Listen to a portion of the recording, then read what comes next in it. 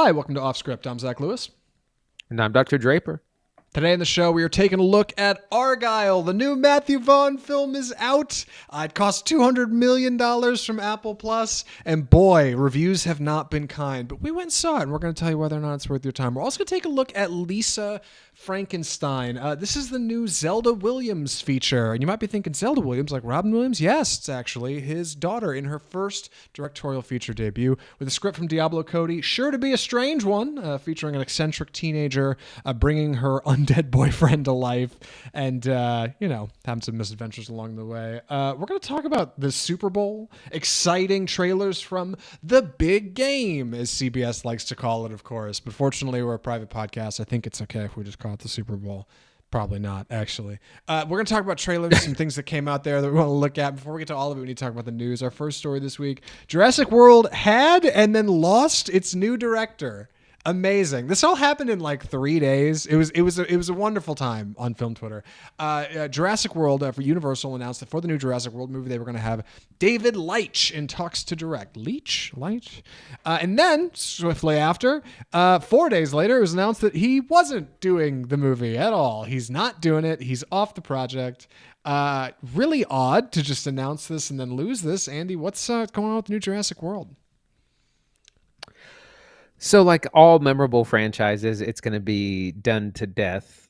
We're getting a reboot of the Jurassic Park World series, whatever. This looks like this will completely start over, not have any of the characters from the previous installments of the film. So Chris Pratt, Bryce Dallas Howard are out.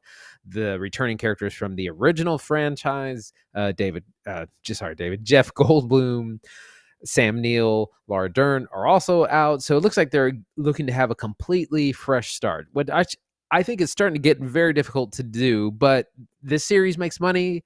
People love dinosaurs, even bad CGI ones with no plot and story or good action, but they're redoing it. And weirdly enough, David Leitch was attached to this. He did things like Bullet Train, Deadpool 2, Atomic Blonde.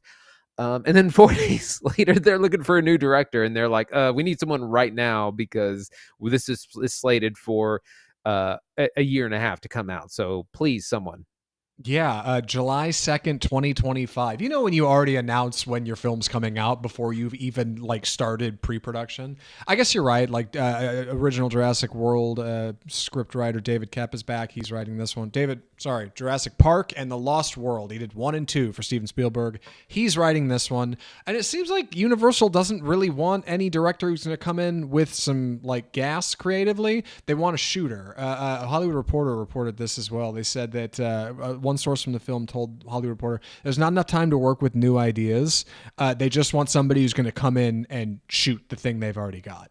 So they don't want a director who's got any real gumption. They want somebody who's just making a paycheck. Not a lot of confidence for the new Jurassic World feature. Maybe it'll be something cool. Before we jump on to some Disney news, I did want to ask Andy, just 35,000 foot view, just for a second, you and me, right here on the podcast, what young actor or actress do you think is actively being pursued for a role in the new Jurassic World movies? Because I bet it's going to be 2 or 3 films, right, with an option. I bet they're going for somebody like Jenna Ortega, right? They want a little bit of that Jenna Ortega smoke in the new movie.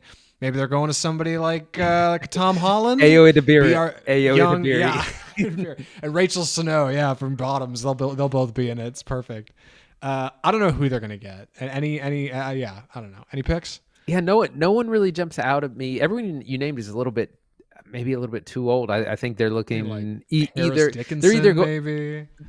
they're looking for either a real young cast like Tom Holland when he first joined the MCU in 2017, or maybe someone that's a little bit more of a veteran and can kind of be a heartthrob. So I'm not sure who that would be now, but there's a lot of directions you can go. You're going to need some old folks in there to help sell the ancient nature of the dinosaurs. Maybe Samuel Jackson. Well, no, he already did Jurassic Park. I don't know. Anyway, we're not fan casting the Jurassic World movie, but I do know that Universal is having a time with it, and it seems like they just need somebody to come in and shoot the thing. Don't know what that means creatively. You can judge for yourself. Meanwhile, bigger studios, all right, more exciting studios. Disney has copped the Taylor Swift movie for Disney Plus. The Eras Tour concert, but it's not just the Eras Tour movie. It's it plus Other stuff, because this is a thing Taylor New Swift does, songs. right? Yes, the new songs. Andy, what do you know about this? So in the last Disney earnings call, a whole bunch of news. This is just a part of it. The Taylor Swift Eras Tour will be exclusively streaming on Disney Plus.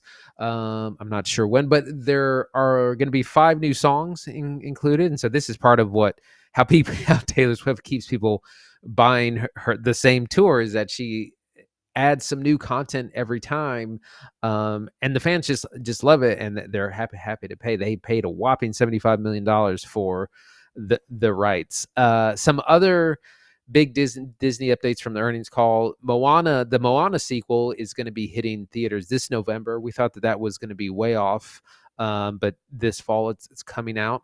Some other film announcements: Frozen 3, Toy Story 5, and allegedly 2 Star Wars movies in 2026.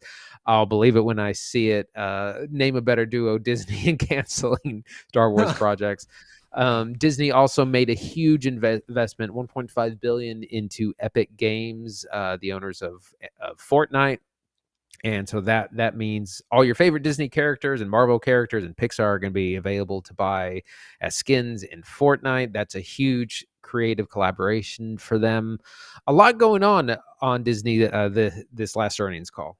It's true. As a video gamer, I'd love to talk more about Disney and investing in Epic Games, but honestly, I don't have many hot takes about that. I do think the Moana sequel is kind of goofy because it wasn't ever supposed to be a film. It was supposed to be a Disney Plus show. And then they've just conveniently pivoted to, hey, this is now a full movie and we're releasing a first look announcement. It's like, oh boy, so let me get this straight. This was supposed to be like, 6 to 8 hours of content probably, and now you've reduced it down to likely a 2-hour feature. Like, hopefully that's good. I would love to say Disney's never pulled that off, but Toy Story 2 is supposed to be a direct-to-DVD feature, and it ended up being a huge box office boom for them. Obviously, it was a long time ago. I'm just saying they have produced projects in the past and then pivoted to theatrical features, and it has worked. So, we'll see. As for 2 Star Wars movies in 2026, dude, there's no way. I would, if I was a betting man, I'd put money on it. They don't do it. There's no way. There's no way. Yeah, and those 2 are The Mandalorian and Grogu, and whatever Daisy Ridley kind of reboot Episode movie 10 is is allegedly in development. I don't think those are ever going to happen. They continually push those dates back, and I just don't think it's going to happen. I know. One more bit of news before we jump into Argylle. The Oscars have announced a new category. This was kind of a surprise. We thought that maybe the Oscars would be seeking something flashy, something big to get people to tune in and watch the ceremony, right? Watch the presentation every year. They've added something, which is good. Good to have more recognition in the film industry. But it's not what people expect. Andy, what is this new category? Achievement in casting, which they haven't specified exactly what that means. One of the Oscars, one of the categories that has been thought about that they need to introduce is for kind of ensemble cast. So something like an Ocean's 11 or something where you have a big cast, or where you don't have just one main protagonist or main character. We might have 4 or 5 people. People have thought that you should have an award like this. The BAFTAs have this, the British, basically the British version of the Oscars.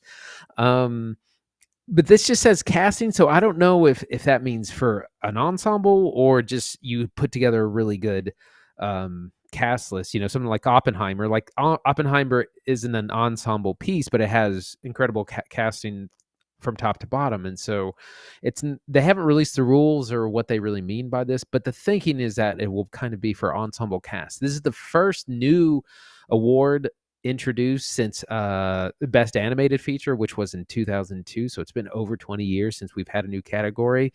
A lot of people still waiting around for things like Best Stunt or Best Voice Acting or Best Motion Capture or performance capture.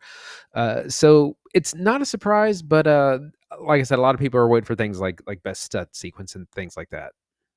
Yeah, I think adding to the Oscars is a good thing, but I think this is like low key not a great theme. Like, not that casting shouldn't be awarded. It should. You think of really, really brilliant performances in the past, and often that can come down to something as simple as a genuinely sharp casting director picking like a casting decision through the eye of a needle and placing somebody somewhere that really matters. You think of like Robert Downey Jr.'s Iron Man, right? Like would never have become what it did without him being that specific character at that time in history. Like I think on occasion there can be a cast that's such a great pick that there should absolutely be an award for it. That being said, it's not very flashy. Like I said, if I could have this or like stunts, I'd probably take stunts. Like I think there are probably some other areas that maybe are worth considering. Not that this isn't good, but yeah, that's where I'm at. Like it's fine. This is a fine addition to the Oscars. Doesn't hurt it. Doesn't really help it either, I don't think. Any hot takes before we jump into Argylle, Andy? It just makes a long service already longer. And stunt sequence would be a great addition because it allows you to pull in popular films. Because what's going to have stunts and action? It's going to be more kind of mainstream blockbusters. And so that would be a way to pull in mainstream films without having to try kind of make exceptions for them in the other categories. So we'll see. That category will not be introduced until 2026. So we have a couple of years to implement this new Oscar. That's right. Stunningly marketable, the stunts category would be, but no, that's not what the Oscars does. They're doing their own thing. Speaking of stunningly marketable, we've got to talk about our first feature. This is a weird one. This is a weird one because people have been split on whether it is what it looks like in the trailer or maybe it's something deeper. There's been rumors, there's been speculation, and director Matthew Vaughn has finally arrived with Argylle to clear it all up. I'm going to be taking the summary on this, so please excuse my clumsy delivery. The movie is Argylle. So, Argylle is a 2.5 hour spy romp, just a little shorter than 2.5 hours. The movie stars Bryce Dallas Howard as a young, affable, well, not that young actually. Let's say indoorsy sort of writer, maybe a little shy. She's got a successful book series called Argylle, based on a spy, a world-renowned globetrotter that looks an awful lot like Henry Cavill. Argylle is a fiction of our writer's imagination. Ellie Conway is her name. Sorry, I was just struggling to come up with it. He's a fiction of Ellie's imagination, or at least she thinks so, up until one day when she's on a train, desperate to get out of the city, get out of her own head, and she meets Sam Rockwell, a very real spy, who tells her that the events in her Argylle series are not just fiction, but are real and actually happen, and that there's a whole organization out there, a dark sector, deep op, foreign nation, whatever, led by Bryan Cranston, called The Division, who wants to get Ellie's next chapter from her and find out what's going to happen so they can get the nuclear codes or acquire the device that they need to change the world and make the bomb that'll blow up the whatever, right? It is a meditation on all things spy and espionage and spycraft. It's much like James Bond. It's actually why Vaughn wanted Henry Cavill, because he was in the running for James Bond. It was very much supposed to be kind of this doubtful thing, but with all the flash and flare of a Matthew Vaughn project a la Kingsman, right? Kingsman, the Secret Service. I watched Argylle. I'm curious to hear what you think. Andy, what did you think about Argylle? So I've heard a lot of kind of mixed reviews, mostly kind of negative about this. Went with an open mind because it's got a lot of stars that I'm interested in. Of course, Henry Cavill, Dua Lipa, John Cena is in it. It's a great cast. Sam Rockwell, Samuel L. Jackson, everyone you want to see in a movie. And I was kind of with it for about halfway. It's a little bit of an action comedy, kind of fish out of water thing going on. But then it gets really kind of weird, like halfway through. And by the end, like Act 3, it is so bizarre that I'm just blown away that anyone allowed this on screen. Like, who read this script? What executive took a look at this and said, yeah, that this is the one, this is the thing. Man, none of this works. And like the spy stuff doesn't work. The action doesn't work. The comedy doesn't work. The reveals are eye rolling. They're not surprises at all. It doesn't seem like the stars are on board. They're all playing these kind of one-dimensional characters. Stuff that's funny is not supposed to be funny. Effects look bad. This is a $200 million movie, and somehow it looks awful.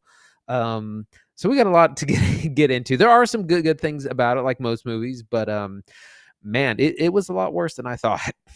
You know, Argylle's been in a frustrating place, I think, in theaters, at least here in the U.S., because we've all seen the same trailer for Argylle for like 4 months. It has been in theaters. We have seen it so many times. I've been saying for months this movie desperately needs a new trailer.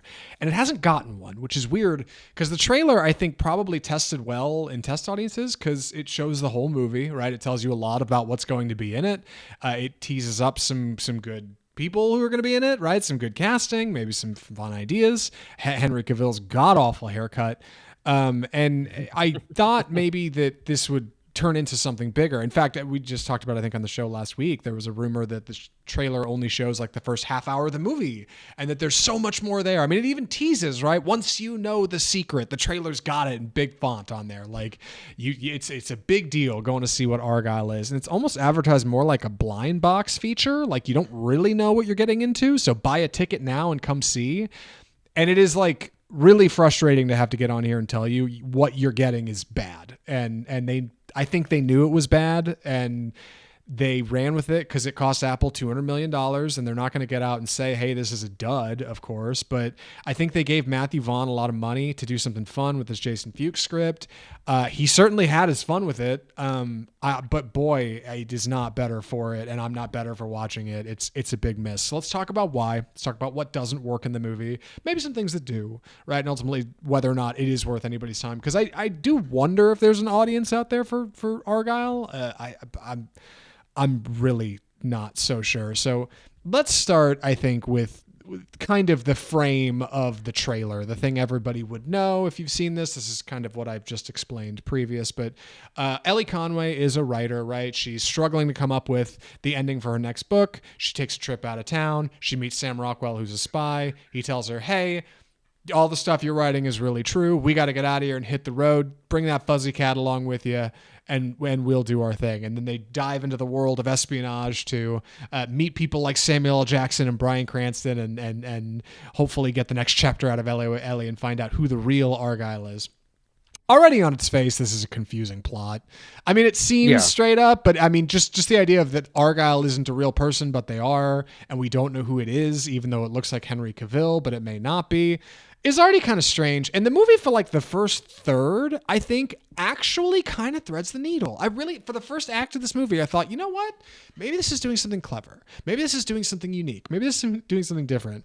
And it's really frustrating to find out that like it so isn't. It starts to reach for that, and then it just falls off and falls into this like terrifying rut of boredom and like placidity that doesn't produce any real sensation of fun. Even the stuff that's supposed to be fun just falls flat because I think like the movie tries to prop up all of these goals on its characters that we have to find out who Argylle is, and we have to find out if this is true, and is Sam Rockwell real, or is he just being a spy who's lying to Ellie Conway?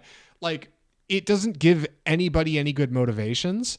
And by the time you get to like the third act, you kind of just don't care about anybody. You end up being really detached from your characters on screen. It's difficult for me to care about what's happening with Sam Rockwell. It's difficult for me to care about what's happening with the cat in the Cat Pack because I've seen it in trailers for 4 months. Did you have the same sensation about this? Like, I just could not have cared less about these people. Yeah, absolutely. I was kind of bored through a lot of it. I was with it for like the first act. It is an interesting start. I think Sam Rockwell's the best actor in this movie. He's a lot of fun. He's putting in a lot of work to this character that has no right to deserve it. It's a lot of nuance. It's a lot of fun. He's trying to make all of it work. The action, the comedy, the romance. He's the only person I'm convinced by.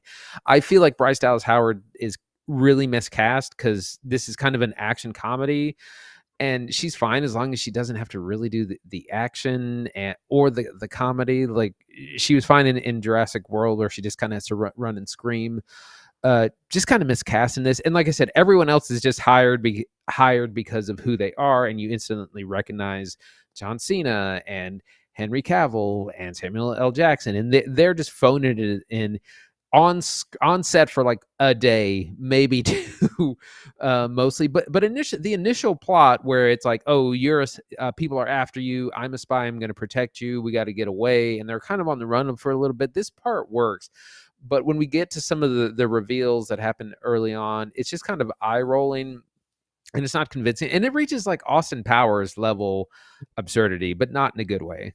Yeah, it's an odd script from Jason Fuchs. Like, because when you're writing a movie, what's the best way to frame this? When you're watching a movie about a writer who's struggling to write something new, like you have to remember that the script you're seeing was written by somebody, and the screenplay is written by somebody. So in a lot of ways, it's a writer writing about their own struggles, right? And like, I thought about that watching this. This is kind of a meta commentary from Fuchs about writing spies and why it's difficult and why there has to be all these double crosses and triple crosses and secret agent and super secret agent and secret organizations. It gets complicated and it gets messy. And I feel like Vaughn approached this script with a big budget and big ideas and a big cast and big goals for like what he was going to build with it. And I feel like visually, a lot of that plays good. If there's sequences in Argylle that you could basically watch on mute or with just music, and you'd be like, yeah, okay, all right, we're in this palace and we're going somewhere and there's this big flashy CGI thing. Like that stuff would work, but like, boy, you just don't care by the time you get there, you know, like, because the script is too loose with, I think, how characters interact with one another, and there's a couple of good surprises, but I do think for what it's worth, like the $200 million this film cost is on screen. At least you could see it. You could see it in its casting. You can see it in its big effects. Where?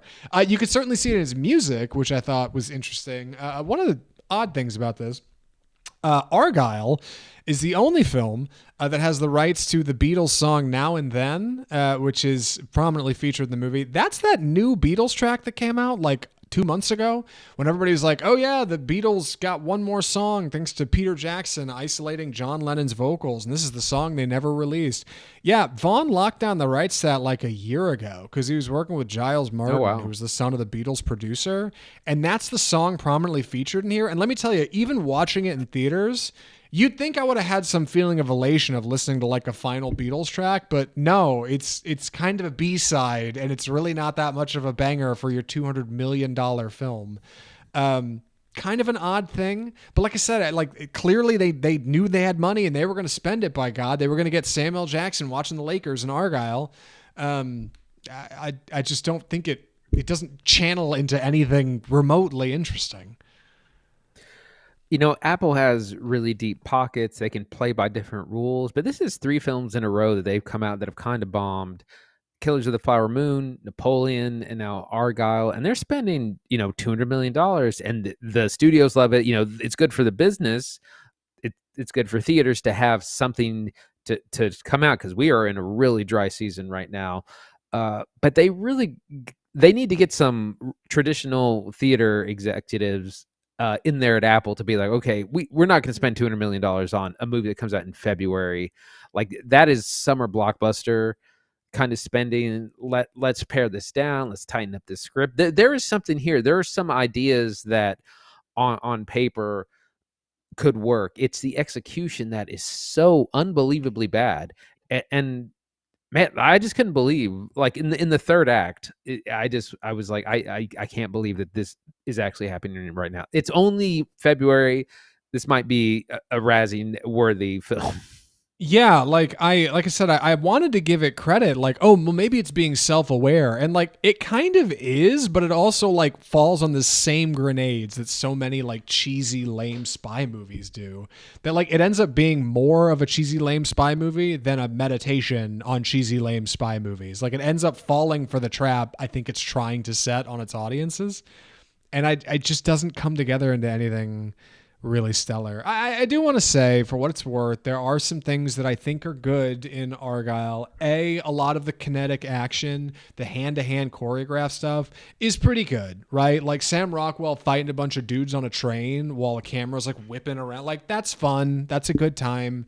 Additionally, I think there's some decent laughs. Like it doesn't all work, but every once in a while you'll get something goofy. It's so stupid, is a scene in the third act where Bryan Cranston's like trying to watch this whole scenario happen in this smoke-filled room on a screen, and the camera cuts to him and he's like, I can't see anything. And it just cuts back to the screen. It's just solid smoke. Like, funny. I laughed. Stupid.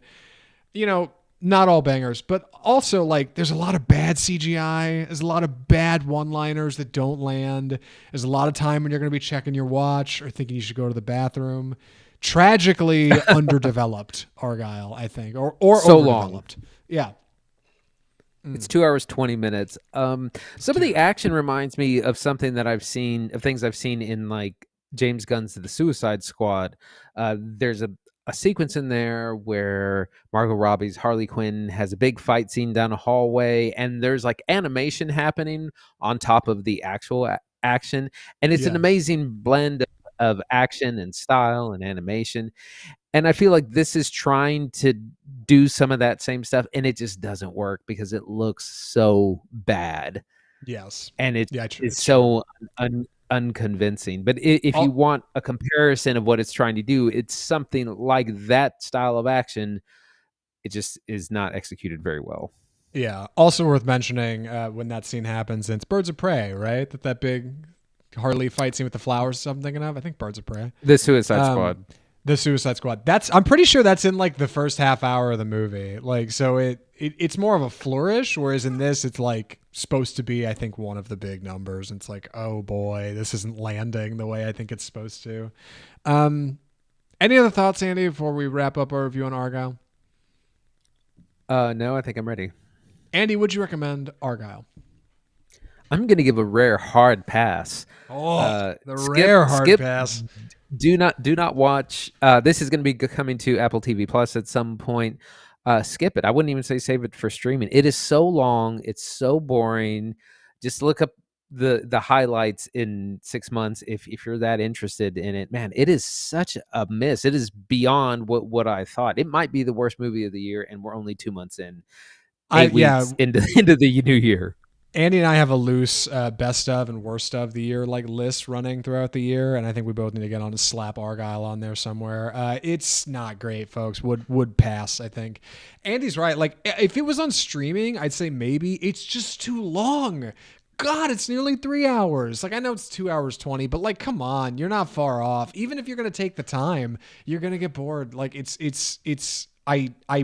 God, I so wanted to get on here and tell you that it's subversive or it's a cult classic or yeah, it's only got a 32 on Rotten, but that's only because a third of audiences really get it, man. But like, no, dude, it's bad. It's bad. Argylle's not great. It's a bummer. I'm really hoping Vaughn changes directions here. I was telling Andy before we got started that like it seems like his intention is to make a few different franchises and then have them all cross over into one, right? Do a couple Kingsman things, maybe do something over here, some kind of cool mashup movie. And normally I love the idea of that, but in the case of Argylle, my man, stay away. Just act like this one didn't happen. Move it along. It'll be fun to watch Henry Cavill show up in another movie someday if he ever does end up tying them together somehow, but I can't say, well, any of us will be better for it, and it certainly won't make me want to go back and revisit Argylle. So with that, we should move on to some more exciting things, something to look forward to, right? Not looking back, looking ahead. And we can do that when we look at the big game, right? Andy, what do we call this segment? It's time for the trailer park. So we have a few big trailers to look at, and then we have a big Super Bowl trailer dump. Big game trailer dump. Big game. Right. That we're gonna go through, but I'm gonna start off with A Quiet Place Day 1. So this is coming out in June 28th this summer. This is a prequel film in the A Quiet Place universe. Takes place before the first film. In the first film, we start kind of in a post-apocalyptic era where the aliens have already crash landed, taken over Earth, and this family is surviving. And so A Quiet Place Day 1 is going to start when the aliens arrive. They crash land, and of course these are the aliens that you have to be quiet around because they hear anything they hear, they attack. And so that's the whole gimmick of the first film is just trying to be as silent as possible, and this is where these things crash. This is stars Lupita Nyong'o and Jaimon Hansu, who's in A Quiet Place Part 2, the sequel. And so Lupita Nyong'o is going to head this film. It looks like it's in the city. The other two have been kind of rural settings, so it's going to be interesting to be in a big city populated thing. Looks kind of scary. It's a bit of the same thing every time with these movies, but they work and people go see them. Yeah, I think Quiet Place Day 1 looks fine. Honestly, I wasn't that warm on the first Quiet Place, and then we went and saw the second one for the show, and I thought it was all right. But it's always just kind of been a gimmick series. I've never really thought a lot about it. It reminds me of like Bird Box on Netflix, right? Where it's like one of your senses is disabled. Ooh, like I just haven't been that rattled by them. I don't know if anybody really is, but I think the fact that this series is getting a third one speaks to how successful they've been. And if anything, I think this has the potential to maybe have some gas. Like we've got John Krasinski out of the directing chair. Not that he was bad. He was fine. I just think it's the third movie. Probably time for a different voice. That's fair. It's a bit of a prequel. Doesn't have many characters from the follow-up. And let's remember, Lupita Nyong'o infamously snubbed for an Oscar nom for a performance in Us. I can't believe she didn't get a nom for that movie. It's insane. So her coming back to horror, her doing anything, I stand. I'm here for it. Andy, I should have worked this out before we jumped on the show here. Do you want to alternate trailers? Do you want to take the next one and I'll jump down? Where you at? Why don't you take the next one? Yeah. So this is the trailer for Longlegs. This got dropped by Neon in a very sneaky post just a few days ago. Last week, I think. It's from Oz Perkins. This is a really, really niche horror movie that we don't know a lot about. Our trailer is odd. It features what appears to be a number of women in dark, dimly lit scenarios being crept on with long, slow camera pans and long, slow zooms, a couple music stings, a woman in a library, a weird shadow on a wall that's upside down shot, some weird hieroglyphs, and then boom, logo, Longlegs. Not a whole lot to say about it. The movie stars Micah Monroe and Nicolas Cage. That's about all I know. Nick Cage did actually say in an interview a little bit of his character, but you know what? Right here in off script, I'm going to keep it to myself because you don't need to hear it. I think low-key it's kind of a spoiler, and I wish I hadn't heard it. So it's clearly a less you know the better kind of horror. I'll tell you about it, Andy, after the show. It's clearly less you know the better kind of horror. I love a horror trailer that's all tone and no plot. Andy, what do you think of the Longlegs trailer?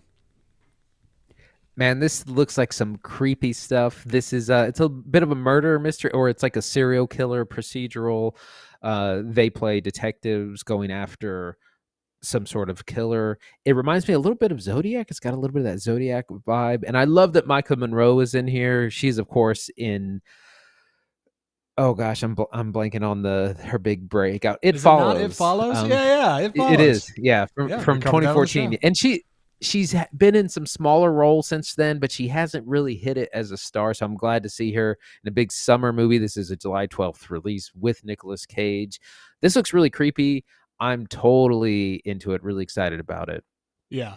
Moving on, now comes our Super Bowl trailer dump. I'm going to list off what we're going to be covering, and then we'll get into it. So these were the big releases from the big game, Kingdom of the Planet of the Apes, Twisters, Deadpool and Wolverine, and Wicked. Kingdom of the Planet of the Apes, we got a new, longer trailer, kind of shows a little bit more of the story. This comes out May 10th, so end of this or beginning of the summer. I was totally into this trailer. I'm a fan of the Apes films. I was a fan of the Matt Reeves, the last trilogy that he did. I really like the look of this. It looks like there's a lot of good voice acting, and there's a lot of drama in it. I'm totally excited for it. Yeah, I think this looks okay. I've talked about it in the past. I'm not warm on the Apes movies. I only saw about half of the one with James Franco in it, which was like 2 or 3 ape movies back. I didn't see any of the other ones. But watching this, I'm reminded of how I felt watching like the Avatar 2 trailer. It's a lot of CGI for sure, but there's live action mixed in, and it's imaginative. It's something different. Like, okay, all right. I like this trailer more than I like the first one. As somebody who's not warm on the ape movies, all right, there might be some smoke here. There might be something I want to see. That's how I feel. I should talk about Twisters. God, we've got a trailer for the follow-up to Twister, of course, starring... This isn't Dakota Johnson. Who is this? Glenn Powell, Daisy Edgar Jones. Daisy Edgar Jones, yes, of course. DEJ. And Anthony Ramos, yeah, and the follow-up to Twister about a couple of Oklahoma / Panhandle, Texas, hurricane twister weather followers, storm chasers. That's the term, storm chasers. Of course, who chase down a storm, and then it all goes wrong. Let me tell you, Andy, I hadn't actually watched this full trailer before we started recording this episode. I'd only watched about half of it on my phone on mute, and that's not actually watch the whole thing. And about halfway through this trailer, there's a whole twist involving like nanobot drones that they send up into a wind stream that I did not expect, and I'm sure will probably have some impact on the end of the film. But looks okay. I mean, big CGI, I guess. Aren't you scared? Aren't you scared of the CGI weather? What do you think, Andy? So, have you seen the original Twister from No, 96, 97? So it was a huge hit when it came out. Great cast: Dennis Quaid, Laura, well, I think it's Laura Dern, no, or Laura Linney, Bill Paxton. one of those. Bill Paxton. Right? Bill Paxton, and I thought it was Philip like Seymour Holly Hoffman. Hunter or Holly. It's fine. It was, it was a huge hit, big CGI thing, kind of a classic. Helen Hunt. Thank you. I knew it was one of those blonde white women from the 90s. So it was a big hit. And, it looks like they're looking to reclaim that magic. Glenn Powell, who is just, he fits this glove of being the charismatic loose cannon so well. He's Tyler Owens. He's like Dr. Tornado. He's running out there drinking I'm not gonna say drinking a beer, getting in his truck. No, he's getting out there, getting excited to go chase down these storms. He said, you don't face your fears, you ride them. It's a great line. And then Daisy Edgar Jones is, the sidekick. She's also excited about storm chasing. It's got a lot of summer fun. It's got the Glenn Powell charisma. I think it's going to be a hit. Yeah, make this movie like 90 minutes, and you're at PG-13. Your money. Yeah, I agree. It's got the. Yeah. Also, real quick, Glenn Powell. Somebody pointed out there's no way Glenn Powell would be as big as he is if Armie Hammer hadn't been out as a cannibal, which might be true actually. Like when you really think about it, I'm like, that might be true, man. If Armie Hammer's career hadn't taken a nosedive, I don't know where Glenn Powell would be. But anyway, 2 more trailers. Andy, you want to take this one? Deadpool and Wolverine.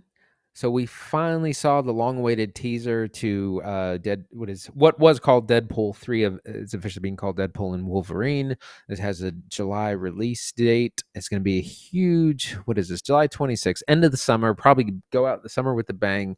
We don't really see a whole lot. We see Wade Wilson having a birthday, and then the TVA, which is the Time Variant Authority from the Loki TV show, shows up, brings him out, and introduces him to the multiverse. And we don't really see a whole lot of plot.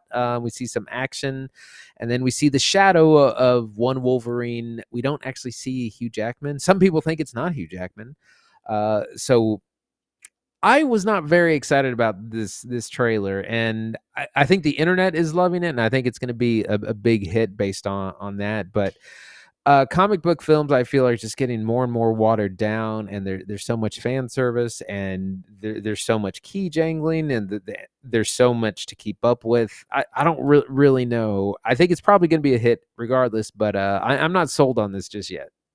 Key jangling is such a great term, like for how I feel watching this. Like I just feel like I'm a child who's like being shown like, here comes the airplane, eat your peas, like it's honestly real honest to God, like hot take. I'm glad this is the last one. Please don't make any more Deadpools. Wrap it up with 3. Add the Wolverine misnomer. It's fine. You're good, dude. I don't need any more of these things. Like the fact that we got 3 movies out of Ryan Reynolds making these is great. It's solid. You can sell the DVD pack at Walmart, right? 3 for $7.99. I'm good. I'm good with this. I'm good with this being the end of it. Please don't make any more. Marvel, please don't come calling. They'll be fun. One more thing to talk about. One more trailer. We got to talk about the first look at Wicked. So this is John Chu's new feature, right? It's an adaptation of the Broadway musical Wicked, of course, which is set in the land of Oz as a prequel to The Wizard of Oz. A whole lot of CGI in this trailer. Whole lot of big show. Whole lot of Ariana Grande. But I feel like people have been watching it and feeling like it is lacking visually, right? It looks a little flat. Looks a little CGI heavy. I saw somebody said this looks like an SNL sketch. Andy, what do you think? And also worth mentioning, this is a musical, which is very poorly advertised in this trailer, and B, it is part 1 of 2. It is not the whole play. It is simply the first half before intermission, or wherever they decide to split and or expand the film. Andy, what do you think of the Wicked teaser? Man, this does not look good. I'm not familiar with this musical, but I do remember when it was a huge hit, which would have been like 20 years ago, like 2004, 2005. It was like the way people talk about Hamilton now, or were like 5 years ago. It was a huge musical. Everyone knew it. Everyone knew the songs and everything. Massive hit. It seems like they've kind of waited a little bit too long to do this. Like I said, 20 years after it was a huge deal.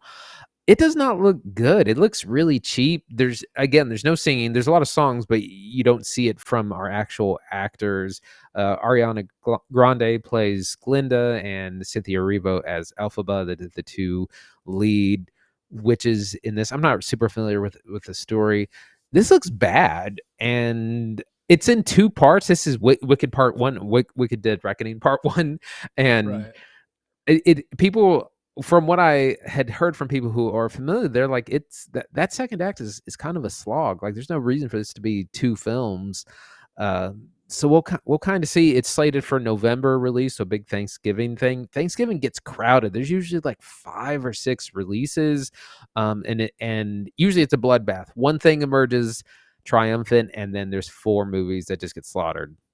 Yeah. I think Wicked looks fine, I guess. I'll bet they come out. This is a first look. They'll come out with a full trailer, probably work in some of the music that people know from the musical. Like, it'll get there. Those Broadway people got money, right? Like, we'll see. I don't know. And also I should go on record saying that I am 95% sure it's a part 1. Now I'm scrolling through IMDb and can't find anything that says that, but like, I feel like they've been talking about this for a while. John Chu's been working on a 2-parter series after In the Heights. It's fine. Anyway, we should talk about our next film. We should move on to greener pastures. No wicked pun intended. Andy's going to be taking the summary on this one. Really excited to talk about it. Yeah, really excited to talk about it. Andy, you ready? I'm ready. Andy, take it away. Lisa Frankenstein. So this is the latest horror comedy from writer Diablo Cody, famous for Juno, Tully, and Young Adult. That's what she's most known for. This stars Catherine Newton as Lisa, a teenager in 1989. This is a very 80s film, who's in the wrong generation. She's lost. She hangs out in the cemetery. She has recently experienced a family tragedy. Her father has married after the passing of her mother, and she lives with this kind of awful stepmother. It's a little bit of a Cinderella setup, honestly, and her annoying sister named Taffy. She's an outcast at school. She's the weird kid no one really likes. One day she kind of wishes for true love to happen to her, and lightning strikes the graveyard, and lo and behold, a lover emerges from the grave, whom she partners up with, tries to kind of help out, bring back to life, and who helps her kind of discovered more about her. It's a coming of age story. There's a lot of laughs. A lot of it works. Some of it doesn't quite, but I think overall it's a lot of fun. Zach, what'd you think of Lisa Frankenstein? So I went to Lisa Frankenstein with low expectations. I did not expect a lot of this movie. And I want to say, for the record, that Lisa Frankenstein, as of last night when I checked this, is sitting at the almighty, the peak, the most interesting possible review score for any film goer on Rotten Tomatoes. 50%. Exactly 50, which means you either love it or you hate it. It is perfectly in the middle, as critics divided, right down the split. Is Lisa Frankenstein a hit or is it a bomb? And I'm excited to say here on the podcast, I think it's a little bit of both, which may put it in cult classic status. I don't know. Time will tell. There's more, I think, that works in Lisa Frankenstein that doesn't work. The stuff that doesn't work is often painful. The stuff that does work is often great. And the reason it's painful is twofold. A, because you have a script from Diablo Cody, who is a controversial writer, who writes off the cuff, who writes loose, one-liners that sometimes land great, other one-liners that don't land at all. And B, you have a first-time feature director in Zelda Williams, Robin Williams' daughter. This is her first big feature. It is 101 minutes. And sometimes that feels like a stretch. Sometimes it feels like it's struggling to keep up with the runtime. Other times it moves great and has really bouncy pacing and a lot of like fun sequences that are really good. It can be funny and tense at times. Other times it can be droll and boring. But ultimately, I think more works than doesn't in Lisa Frankenstein. And I'm excited to talk about it because, like I said, I went in with low expectations. I didn't think it'd be all that much. I think I came out liking it more than I didn't. I think Lisa Frankenstein might be good stuff. Yeah, it's surprisingly sweet. Most of it works. Like I said, the setting is really fun. It has that feel of like a Ferris Bueller's Day Off or Nightmare on Elm Street. Like it really has that I don't know, that sheen, that like the style, the songs. I thought this was a musical, by the way, and it's not. It features a lot of 80s classics, kind of reorchestrated in different ways. But it's not a musical, which I totally thought it was. There's a lot of jokes in this. It's one of these things, kind of a joke a minute kind of thing. Most of them work. Most of them land. Like I laughed quite a good bit. Some of them don't as much. Part of it has to do with if you see it in a good crowd, it'll probably laugh a little bit more. My theater was a little bit empty. My only other big criticism is it just kind of seems a little small. It feels like a play a lot of times because there's only like 2 or 3 people on screen.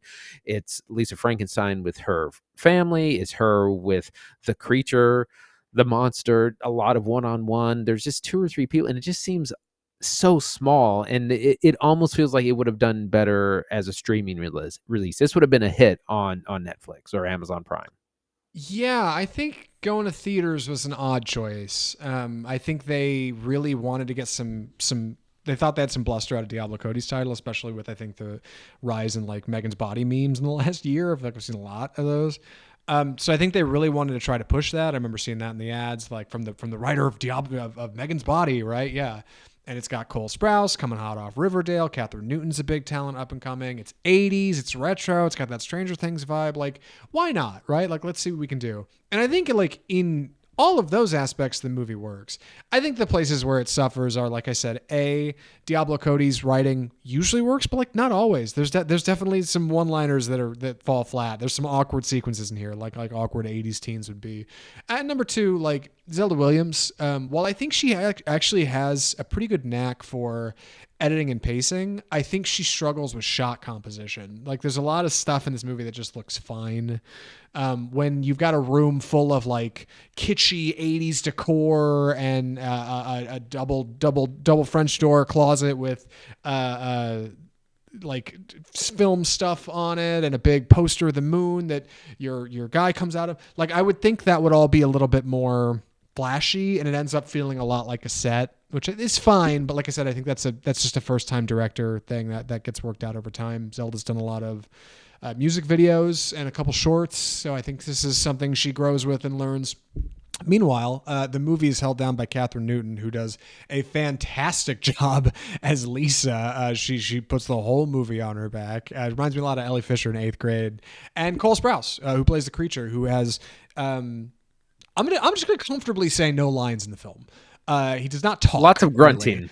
Yeah, lots of basically lines. Like you're emoting lines, but our monster does not have a. Well, there's a reason he can't talk. I won't get into it, but the 2 of them, I think, do actually a pretty good job of making it work, alongside like a supporting cast who's small but surprisingly sincere. Like Andy said, more like a play almost.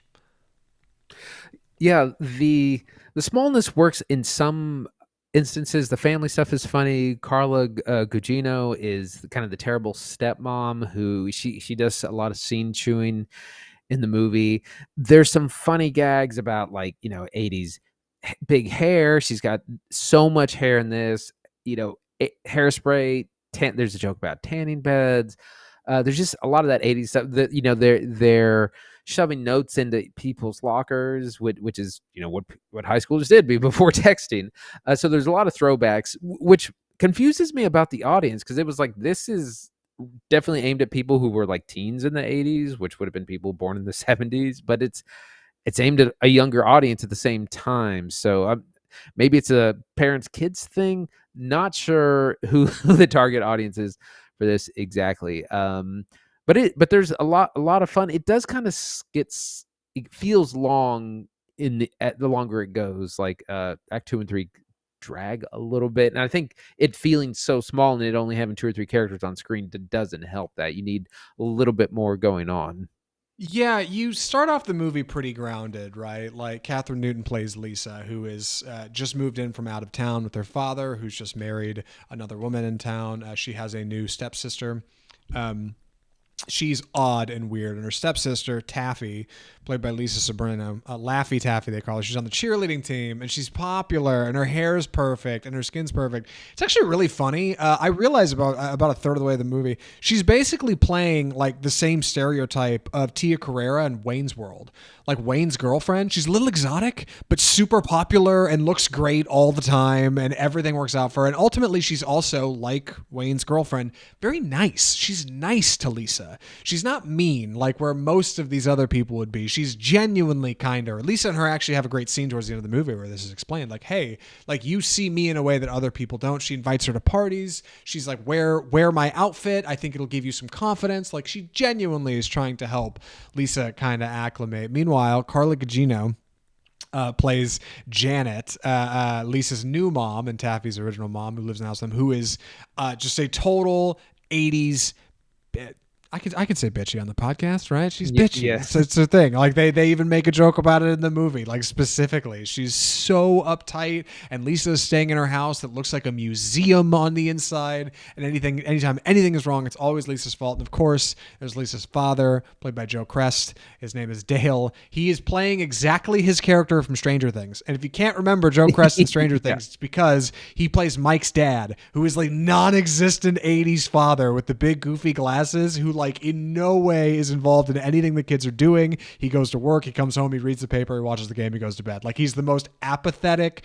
cuck dad. It's perfect. Like these four as like this little family are like such a great like seedbed for a plot on top of Lisa's undead boyfriend coming back to life and her sneaking him into the house like E.T., which again, very 80s. Like all that stuff works great. Like that's all for first act stuff that is great setup. It gives us a lot of ground to run through the rest of the script.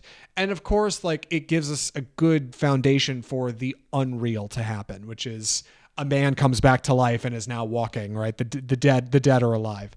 I think the movie does a pretty good job of kind of keeping itself in check while straddling that absurd line of logic that like this is possible and this is something characters would be aware of and maybe okay or not okay with. Yeah, like I said, it takes a lot of cues from 80s films. It feels authentically like an 80s film. It does modernize in a lot of ways. It subverts a few expectations. It sets up tropes you're familiar with and kind of goes in different directions, which is fun. Catherine Newton is really funny as the lead. A lot of good laughs. Cole Sprouse, who has, like I said, no lines. He does a lot of grunting, and he's got to wear like tons and tons of makeup to play this undead person. Also does good for not having to speak in the movie. It's a lot of fun. Yeah. Yeah, it ends up being like a really good time. Like I said, Catherine Newton does an awful lot of work here because she has to act opposite Cole Sprouse, who's giving her very little. I should say very little vocally. He actually does a pretty good job of emoting, believe it or not. And as he comes into the film and starts to slowly look less like he just crawled out of the ground and more like a normal person, you get a lot more of that from him. It's an active reward of the film that as the runtime goes, he starts to look more like a real boy, right? Like less of our Frankenstein and more of Frankenstein's monster and more of a real person. Meanwhile, Lisa, of course, who's privy to all of these events, becomes a little bit worse, right? Like she starts to help her zombie boyfriend find his life again, and she keeps this a secret from people. And whereas normally this would draw somebody back from society, much like Dr. Frankenstein working on his creation up in his tower, Lisa Frankenstein instead becomes the id, right? She starts wearing what she wants to school. She stops caring what people think. She starts drinking sherry before she gets on the bus. She just starts doing whatever she wants. And it brings this like unabashed confidence that's really refreshing to a character who in your first act is very reserved. She's very herself. She doesn't talk to anybody. She goes and does wax rubbings at the local cemetery. Now she's like showing up to school looking like Winona Ryder and Beetlejuice, and it's great. And the costuming's a lot of fun, and she's a lot of fun in it, and the other kids are talking about her, and she doesn't care, and it's such a refreshing like jolt of energy in the middle of what would be an otherwise uninteresting character. Perfect opposite our monster who literally is jolted back to life. A clever bit from Diablo Cody, like that I think works really well. At first I felt like it was just Tim Burton's Corpse Bride, but I very quickly realized, no, like there's more happening here, and I think it actually ends up being really smart. Some good 80s songs, some fun lighting. I don't know. I think Lisa Frankenstein might be a cult classic. What do you think, Andy? Any other thoughts on this for recommendations? I hate to wrap up, but I mean, I don't know what more to say. I think I'm ready for recommendations. Andy, would you recommend Lisa Frankenstein? Yeah, I would. It's a lot of fun. It's really funny. It's kind of an original horror piece from beginning to end. The setting's fun. There's a lot of subversion of character and expectations. It's a fun cast. Catherine Newton's putting the movie on her back. Carla Gugino's chewing the scenery as kind of the evil stepmom. I would say that it's probably better to say for streaming unless you're really excited about it. I enjoyed it, but if you're not a big horror fan, if you're not into the Lisa Frankenstein vibe, you may not want to pay the admission to see it, but I would definitely catch it on streaming when it comes to that. Yeah, I think Lisa Frankenstein is low-key good. I think it's a great reminder that when you see something as a 50 on Rotten, that does not mean it's bad. Quite the opposite. It means you might like it even more. I think Lisa Frankenstein's perfect for like the right kind of audience member. I think it's a decent like Halloween rewatch. I would say this was maybe bound to be an October feature at some point in its life, and then they realized they have to compete with like Blumhouse horror and whatever other horror movies are coming out in October, so they figured we'll just kick it down the road to January, and I don't think it helps it. Might be a good Halloween watch. Like I said, come next October, I might be looking up Lisa Frankenstein and encouraging some people to check it out. It's not perfect, but it's not bad. If anything, I think I've been looking forward to whatever Zelda Williams does next. And in that way, it's kind of the best a first-time director can hope for. I think Lisa Frankenstein might be good. And I think we might be through this episode. God, it goes so fast. Andy, what are we watching next week? So the long-anticipated Madam Web is out tomorrow on February 14th, so you can take your dates to celebrate on Valentine's. That's coming out early on a Wednesday. That, of course, stars Dakota Johnson, Sydney Sweeney, and a couple of others that I don't remember, Adam Scott. It looks not great, but I definitely want to see it for the memes. It's the big release this week. I gotta say that I saw it. I am looking forward to it in a weird masochistic way. We're also going to be taking a look at American Fiction, which is the Jeffrey Wright comedy dramedy that we've heard so much about. Nominated for several Oscars, also stars Issa Rae and Sterling K. Brown. Those are going to be our two releases for next week. And then just FYI, if you're interested in the Bob Marley biopic, that comes out tomorrow as well, February 14th. Bob Marley, One Love. Not getting great reviews, but if you're a reggae fan or interested in that will also be available this week. I'm looking forward to American Fiction. I don't know how we got to this point, Andy, where you almost relish going to see bad comic book movies. Because you weren't sure about Aquaman 2, but like you were down to see Aquaman 2, and I was like, please don't make me go see that. And now we're going to see Madam Web. And again, I find myself in this place where I'm like, I genuinely, I understand we do a movie podcast. I understand we stand to gain from watching these movies and covering them. Like we have an audience and they want to hear it. I get it. Boy, I still don't want to go see Madam Web, but we're going to do it. All right. Like these are the sacrifices we make on Oscar Film Review. And if you want to hear our Madam Web review, you want to hear what we have to say about American Fiction, the best way you can hear next Tuesday's episode is to subscribe to the show. Wherever you're listening or watching this show, there's a subscribe button somewhere. It's in one of these windows. All right. It might be on your phone screen, wherever. I bet you can hit it. Probably not that hard to find. I'm sure it's not. You can follow us on iTunes, Google Play, Spotify, iHeartMedia, anywhere you find audio podcasts where you can follow the show there. You can subscribe or you're able to get new episodes downloaded straight to your phone. You can rate and review the show right there. Leave us a 5-star rating or a comment if you like. Let us know what you thought. We appreciate it. And of course, if you're watching on YouTube, you can subscribe there as well. Big things happening on the YouTube channel. I know I say it every week. It's true. Every week there's bigger things happening. You got to come check us out on YouTube. Huge things going on over there. We're on all the usual audio platforms, Facebook, Twitter, Instagram, all that usual social media stuff. We're there. You can like, you can comment, you can follow us there too. Our website is offscriptfilmreview.com, and you can email us correspondence directly at mail@offscriptfilmreview.com. Might even get your correspondence right on the show. So write in. Let us know. Keep us talking about movies because we love talking about them. We love talking about them with you. And that's, that's the show. Off Script episode 242. Goes fast. 250's coming. Subscribe before it's too late. You don't want to miss it. And from all of us at Off Script Film Review, the home of bold cinema, I'm Zach Lewis. And I'm Dr. Draper. Thanks for watching.